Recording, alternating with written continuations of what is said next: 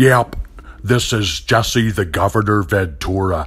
I want to set the record straight on some of the events that transpired in the last week. Yes, I met with Tim Walz, the governor-elect of Minnesota.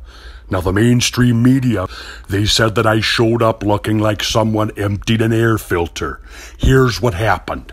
I drove up in my van from Cabo all the way to Minnesota. Yep, I've got a van, and it's got some political slogans plastered on the outside, along with some poetry and maybe a couple of tarps.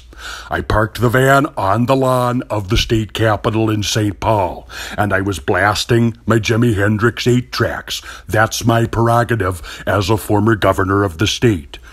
Now, to the untrained eye, I might look like a garden variety madman who shows up screaming that he has to talk to the governor. But in my case, I actually was a governor, so I sat down with Tim Walz, governor to governor. He said, "Jesse, I've really got to go." So I said, "Sure, here's my advice. There's some common sense, tripartisan solutions for the state of Minnesota. First off, marijuana, legalize it.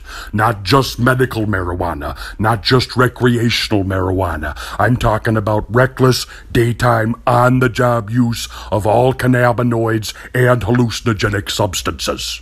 Bring those jobs back to the upper Midwest. I'm talking about the tie-dye and glass-blowing industries. They're worth potentially billions of fractions of bitcoins. Second, I said you gotta do light rail, public transit.